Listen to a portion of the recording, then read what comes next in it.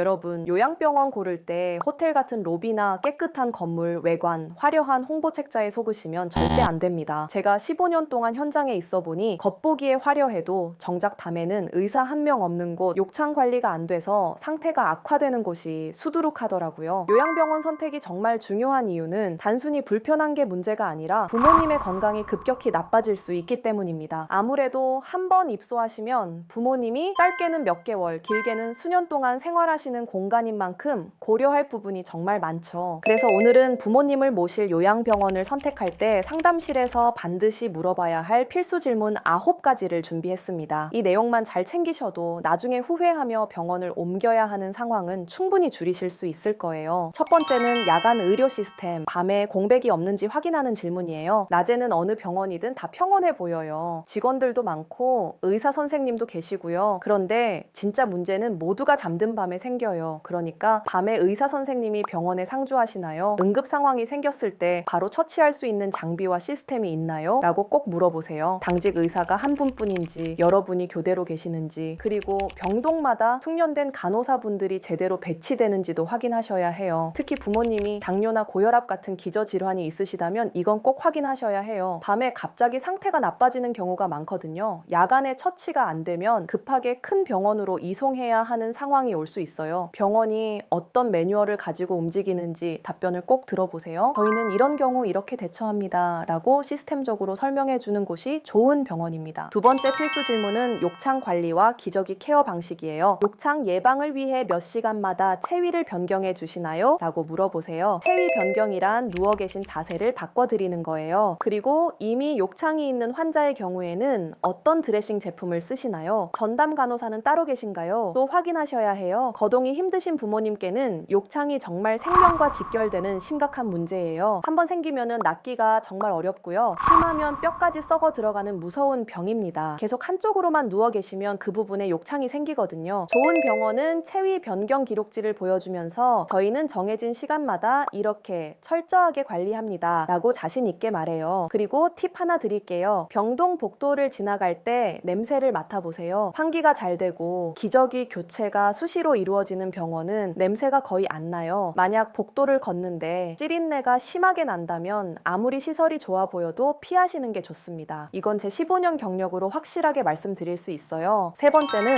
식단과 영양관리 시스템입니다. 어르신 개개인의 상태에 맞춰서 식사가 나오는지 확인하세요. 일반식, 죽밥, 씹기 편한 다진 반찬이 구분되어 나오는지 물어보셔야 해요. 특히 코를 통해 관으로 영양을 공급받는 경관식을 하시는 경우라면 영양사 선생님이 계시나요? 정기적으로 체크하시나요? 라고 꼭 물어보세요. 요양병원에 계시는 어르신들한테는 드시는 것이 곧 기력이에요. 밥을 잘 드셔야 기운이 나고 회복도 빨리 되시거든요. 실제로 식사 시간에 한번 방문해 보시는 것도 좋은 방법이에요. 음식이 따뜻하게 나오는지, 간병인 분들이 어르신 곁에서 천천히 드실 수 있게 잘 도와드리는지 관찰해 보세요. 네 번째 질문은 재활 프로그램의 전문성과 실제 운영 여부입니다. 우리 부모님 질환에 맞는 맞춤형 재활이 가능한가요? 물리치료사 선생님, 작업치료사 선생님이 각각 몇 분이나 계신가요? 라고 물어보세요. 그리고 재활치료실에 직접 가보셔야 해요. 요양병원은 단순히 계시는 곳이 아니라 기운을 차려서 다시 집으로 돌아오기 위한 훈련소라고 생각하셔야 해요. 이게 정말 꼭 필요한 마인드예요. 재활치료실에 가보시면 알 수 있어요. 단순히 기계에 몸을 맡기고 끝나는 곳이 있고요. 치료사 선생님이 직접 손으로 어르신 근육을 풀어주고 걷기 연습을 정성껏 도와주는 곳이 있어요. 제 경험상 재활치료실이 활발하게 운영되는 병원은 어르신들 표정부터가 달라요. 생기가 있으시고 눈빛이 살아계세요. 이게 진짜 큰 차이예요. 다섯 번째는 약물 관리와 신체 억제제 사용 원칙에 대한 질문이에요. 약물 처방 내역을 보호자와 주기적으로 공유해 주시나요? 라고 물어보세요. 그리고 낙상 예방을 위해 어쩔 수 없이 신체 억제제를 사용해야 할 때는 어떤 절차를 거치나요? 또 확인하셔야 해요. 간혹 환자를 돌보기 편하게 하려고 과도한 수면제나 진정제를 사용하는 곳이 있을 수 있어요. 안타깝지만 현실이에요. 부모님이 갑자기 기운이 없으시고 하루 종일 잠만 주무신다면 약물 조절이 잘못된 것일 수 있거든요. 억제되는 침대 난간에 묶어두는 건데요. 낙상 방지 목적이지만 어르신 입장에서는 굉장히 불편하고 인권 침해가 될 수 있는 부분이에요. 억제대 사용을 최소화하고 어르신의 인권을 존중하는 프로그램이 있는지 이 부분을 꼭 신경 쓰셔야 해요. 여섯 번째 질문은 치매 어르신을 위한 특화 프로그램이 있는지예요. 미술치료, 음악치료, 간단한 레크리에이션이 매일 진행되는지 물어보세요. 상담 세계 주간 프로그램 시스템 일정표를 보여달라고 요청하시는 것도 좋은 방법이에요. 부모님이 치매가 있으시다면 특히 이 질문이 필수입니다. 치매는 단순히 약만 드린다고 해결되는 게 아니에요. 인지 기능을 유지하기 위한 활동이 꼭 필요합니다. 치매 어르신들은 가만히 방에만 계시면 증상이 훨씬 더 빨리 나빠지거든요. 좋은 병원은 어르신들을 방에서 밖으로 나오시게 해서 다른 분들과 소통하게 만들어요. 함께 노래도 부르시고 그림도 그리시고 옛날 이야기도 나누시게 하는 거예요. 이렇게 하면 증상 진행이 훨씬 느려져요. 일정표가 빈틈없이 잘 짜여 있고 실제로 운영된다면 그건 정말 좋은 신호입니다. 7번째는 전문 의료 장비와 협력 병원 시스템이에요. 부모님이 인공신장실에서 투석을 받으셔야 한다든지 인공호흡기가 필요한 경우가 있잖아요. 이럴 때 장비의 상태가 정말 중요해요. 만약 우리 부모님이 특수 장비가 필요한 경우라면 해당 장비가 있는지, 최신 장비인지, 관리가 잘 되고 있는지 꼭 물어보세요. 그리고 요양병원에서 치료하기 어려운 응급 상황이 왔을 때 어떻게 대처하는지도 확인하세요. 근처에 큰 병원과 협력 관계가 잘 되어 있는지, 구급차 이송 시스템이 어떻게 준비되어 있는지요. 또 협력 병원까지 거리가 얼마나 되는지도 물어보시는 게 좋아요. 너무 멀면 응급 상황에 위험할 수 있어요. 그리고 이송할 때 병원 직원이 같이 동행하는지도 중요한 체크 포인트예요. 8번째 질문은 비용의 투명성입니다. 요양병원 비용, 막연히 병원이니 엄청 비싸겠지라고 생각해서 상담조차 망설이는 분들이 계세요. 상담할 때는 상담에서 언급된 비용 외에 추가로 들어가는 항목이 뭔지 반드시 꼼꼼히 물어보세요. 간병비는 포함인가요? 기저귀나 소모품비는요? 약값은 별도로 얼마나 나오나요? 이렇게 하나하나 다 체크하셔야 해요. 그리고 특히 본인 부담상 한제에 대해 꼭 물어보세요. 본인 부담상 한제는 의료비 부담을 덜어주기 위해 일정 금액 이상의 진료비를 나라에서 환급해주는 제도예요. 간병비 같은 비급여 항목은 해당이 안 되지만 급여 항목은 적용 대상이거든요. 이거 모르시고 그냥 내시는 분들 많은데 정말 아까워요. 병원비 결제할 때 이 혜택을 어떻게 적용받을 수 있는지 미리 상담 받으시면 경제적인 계획 세우는데 큰 도움이 됩니다. 한 달에 몇십만 원씩 차이 날 수도 있어요. 그리고 올해 2026년 하반기부터는 요양병원 간병비 건강보험 지원 시범 사업이 본격적으로 시작됩니다. 그동안 병원을 주저하게 만들었던 간병비 부담이 획기적으로 줄어드는 거죠. 상담하실 때 우리 병원이 이 시범 사업에 참여하는지도 함께 확인해 보시면 좋습니다. 9번째 질문은 가족과의 소통 방식입니다. 면회는 얼마나 자유로운지 물어보세요. 면회를 못 갈 때 사진이나 영상을 통해 부모님 모습을 보내주는지, 주치의 선생님이나